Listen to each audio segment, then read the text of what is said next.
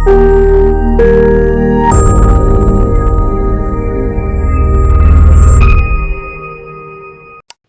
గారు, ట్రీట్మెంట్ తీసుకుంటే నాకు ఇన్ఫర్టిలిటీ వస్తుందా అన్నది చాలామంది యంగ్ ఏజ్ పేషెంట్స్ క్యాన్సర్తో డయాగ్నోస్ అయిన తర్వాత అడిగే ఫస్ట్ క్వశ్చన్. యంగ్ ఏజ్లో క్యాన్సర్ డయాగ్నోస్ అయిన వాళ్ళకి ఉండే చాలా ట్రామాల్లో అన్నిటికంటే మెయిన్ కన్సర్న్ వాళ్ళకి infertility or child bearing potential. ఈ విషయం రీసెంట్గా ఓపీడీలో కూడా పేషెంట్తో నేను ఎలాబరేట్గా డిస్కస్ చేశాను. ఈ వీడియో చాలా ముఖ్యంగా ఈ ఏజ్ గ్రూప్లో క్యాన్సర్ డయాగ్నోస్ అయిన పేషెంట్స్కి. సో హాయ్, నేను doctor Deepak Opaka, senior consultant medical oncologist, Kaizen haematology oncology network. So young age patients cancer diagnose అయిన తర్వాత ఫస్ట్ ఎమోషనల్గా చాలా డిస్ట్రెస్కి గురవుతారు అనమాట. ఎందుకంటే వాళ్ళు జస్ట్ లైఫ్లో సెటిల్ అవుతూ ఉంటారు. ఈ మేజర్ డిసీజ్ గురించి ఉండే ఒక అప్రిహెన్షన్ కూడా వాళ్ళని చాలా సైకలాజికల్ డిస్ట్రెస్కి గురి చేస్తుంది. వీటిల్లో ప్రధానంగా వాళ్ళు ఎఫెక్ట్ అయ్యే ఒక మేజర్ ఇష్యూ ఏంటి అంటే child bearing potential or infertility ఇష్యూస్కి వాళ్ళు ఎక్స్పోజ్ అవుతారా అని చెప్పి. అసలు నిజంగానే క్యాన్సర్ ట్రీట్మెంట్స్ అన్నిటి వల్ల ఇన్ఫర్టిలిటీ వస్తుందా అన్న దాని గురించి మనం డీటెయిల్గా మాట్లాడుకుంటే లేదండి. సో క్యాన్సర్ ట్రీట్మెంట్స్లో మనం క్యాన్సర్ ఏ అవయవంలో మొదలైంది, ఈ క్యాన్సర్కి ఆర్గన్ బట్టి మనం ఏం ట్రీట్మెంట్స్ ఇస్తాము అన్న దాన్ని బట్టి ఇన్ఫర్టిలిటీ రిస్క్ మనం డిసైడ్ చేయడం జరుగుతుందన్నమాట. సో రెండో కామన్ క్వశ్చన్ ఏంటంటే కీమోథెరపీ తీసుకుంటే ఖచ్చితంగా ఇన్ఫర్టిలిటీ వస్తుందని. సో ఇది కూడా ఒక రకమైన మిత్తేనండి. సో అన్ని రకాల కీమోథెరపీ ఆర్ సిస్టమిక్ ట్రీట్మెంట్స్కి ఇన్ఫర్టిలిటీ రావు. కొన్ని రకాల డ్రగ్స్, ఆల్కలైటింగ్ ఏజెంట్స్ కావచ్చు, లేదంటే యాంథ్రాసైక్లిన్స్ కావచ్చు, ఈ గ్రూప్ ఆఫ్ డ్రగ్స్కి ఇన్ఫర్టిలిటీ రిస్క్ అన్నది కొంచెం ఎక్కువగా ఉంటుందన్నమాట.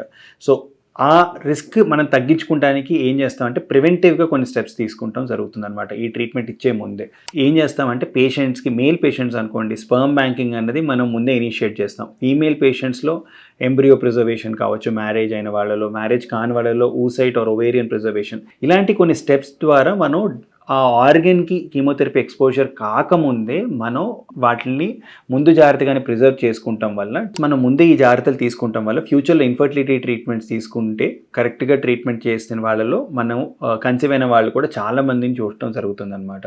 సో అన్నిటికంటే ముందు ఏంటి అంటే గుర్తుపెట్టుకోవాల్సిన విషయం, అన్ని క్యాన్సర్ ట్రీట్మెంట్స్కి ఇన్ఫర్టిలిటీ రాదు. కీమోథెరపీ కూడా అన్ని రకాల కీమోథెరపీకి ఇన్ఫర్టిలిటీ రాదు. ఇన్ఫర్టిలిటీ కాజ్ చేసే కీమోథెరపీ కనుక ఎక్స్పోజ్ అవుతున్నారు అంటే ఖచ్చితంగా ప్రివెంటివ్గా స్పర్మ్ బ్యాంకింగ్ మేల్స్లో, ఫీమేల్స్లో ఎంబ్రియో ప్రిజర్వేషన్, పెళ్ళైన వాళ్ళలో, పెళ్లి కాని వాళ్ళలో oocyte preservation or ovarian preservation చేసుకోగలిగితే ఇన్ఫర్టిలిటీ అన్న ప్రాబ్లం లేకుండా మనం ముందుకు వెళ్ళే అవకాశాలు ఉన్నాయన్నమాట.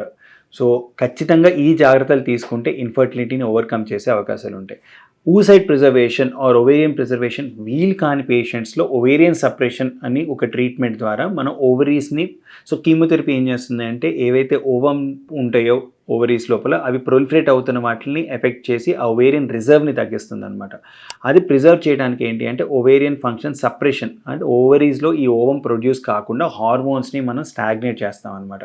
సో ఇలాంటి ట్రీట్మెంట్స్ చేసి కూడా కొంతమంది విమెన్లో మనం ట్రీట్మెంట్ అర్జెంట్గా స్టార్ట్ చేయాల్సిన విమెన్లో మనం ఓవరీస్ని ప్రొటెక్ట్ చేసే అవకాశాలు ఉన్నాయన్నమాట. కానీ ఇది స్టాండర్డ్ కాదు. ఎప్పుడైనా మనం ఖచ్చితంగా చైల్డ్ బేరింగ్ ఇంట్రెస్ట్ ఉన్న వాళ్ళల్లో ఊసైడ్ ప్రిజర్వేషన్ ఆర్ ఎంబ్రియో ప్రిజర్వేట్ చేయటం మనం ట్రై చేయాలి.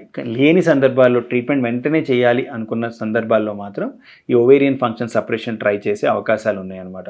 క్యాన్సర్ ట్రీట్మెంట్ అంటే ఇన్ఫర్టిలిటీకి ఈక్వేబుల్ కాదు. సో క్యాన్సర్ ట్రీట్మెంట్లో మనం ఓవేరియన్ ప్రిజర్వేషన్, స్పర్మ్ ప్రిజర్వేషన్ లాంటి ట్రీట్మెంట్స్ ద్వారా ఇన్ఫర్టిలిటీకి దూరంగా ఉండే అవకాశాలు ఉంటాయి.